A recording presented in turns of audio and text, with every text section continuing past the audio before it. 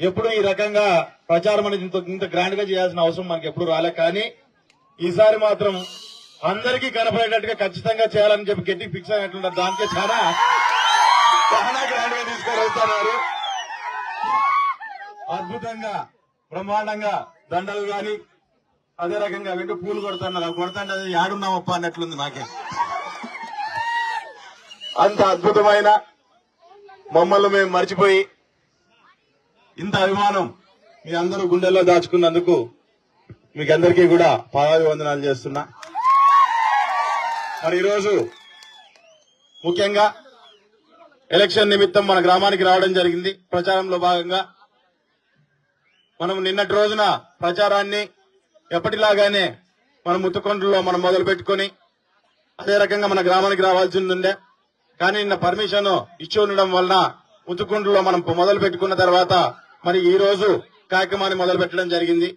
ఈ రోజు ఈ నియోజకవర్గంలో రాప్తా నియోజకవర్గంలో గత 5 ఏళ్లుగా ఈ ఇక్కడున్న పైన ఒక పెద్ద సైకో ఉంటే కింద ఒక చిన్న సైకో ఉన్నాడు. మనకి ఈ చిన్న సైకో ప్రకాష్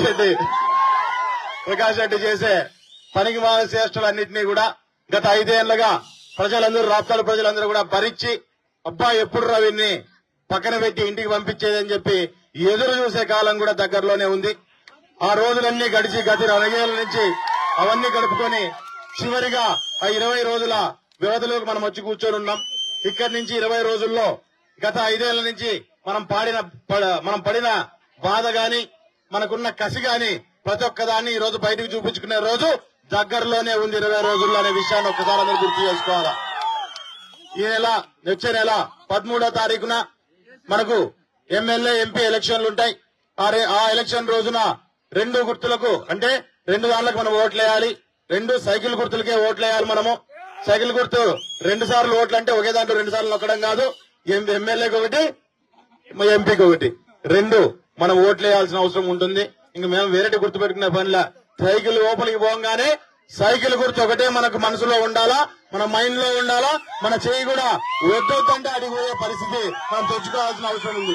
దానికోసం ఆ పరిస్థితి మనం తెచ్చుకోవాలంటే గ్రామంలో ఉన్నవారు ప్రతి ఒక్కరు ఇంట్రెస్ట్ తీసుకొని వచ్చే 20 రోజుల్లో ప్రతి ఇంటికి తిరిగి ప్రతి ఒక్కరికి కూడా మనం పాంప్లెట్లు ఇచ్చి ప్రతి ఒక్కరిని కూడా ఓటుకి మనమంతా ఆహ్వానించుకోవాల్సిన అవసరం ఉంటుంది.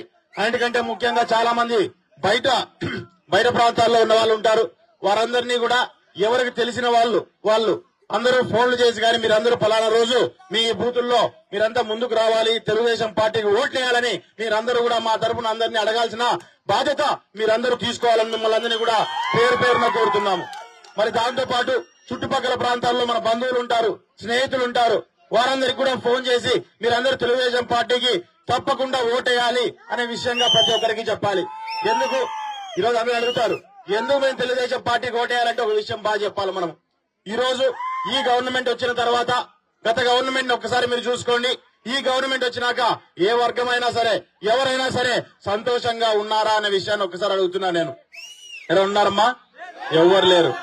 రైతులు సంతోషంగా ఉన్నారా? మహిళలు సంతోషంగా ఉన్నారా? యువత సంతోషంగా ఉందా? లేదు.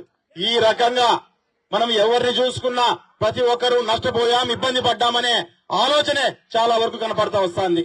మరి ఈ రకంగా మనం రాష్ట్రంలో పరిస్థితులను చూసుకొని వస్తా అంటే మరి మన నియోజకవర్గంలో వచ్చేటప్పటికే ఈడ ఒకడు మాట్లాడుకుంటూ వస్తాడు. ఈడేం చెప్తాడు, పటాల కుటుంబం అంత సంపాదించిందని. నేను ఒక రైతు బిడ్డని, నేను కష్టపడి సంపాదించుకుంటా, నా సంపాదనలో తప్పు లేదు. ఈ రోజు నేను ఎక్కడ కొండలు దోచలా, ఎక్కడ ఇసుక దోచలా, ఏడా ఒగ్నూరు భూముల్ని అదే నా భూమి అని చెప్పి నేను పోయి అడిపిక్కునే పని లేదు. ఈరోజు వాస్తవంగా చెప్పుకోవాలంటే రూరల్ మండలం, రాప్తాడు మండలాలు, చెన్నై కొత్తపల్లి మండలాలు లేకపోతే హైవే ప్రాంతాలు లేకపోతే చాలా మందిని భూములు అడుగుతుంటే వాళ్ళు అడుగుతున్నారు, ఏం మన ఆయనకు వీని పుట్టినావు పన్ను వచ్చి మమ్మల్ని అడుగుతాండావు అని చెప్పని. చాలా మంది ఇట్లా అడిగే అంత దుస్థితికి నువ్వు దిగజారుతున్నావు. ఒక్కసారి ఆలోచన చేసుకో ప్రకాష్. నువ్వు ఏదో అయిపోయింది అని చెప్పి మనోడు జోరుగా మాట్లాడుతుంటాడు కదా. మొన్న మీడియాలో కూడా మాట్లాడుతూ ఒకటి చెప్పినాడు, ఈసారి పార్టీలో గెలిస్తే నేను గుండు కొట్టించుకుంటా, మీసం తీర్చుకుంటానని. నీకు శవరం చేయడానికి మా రాప్తాడు ప్రజలు సిద్ధంగా ఉన్నారు.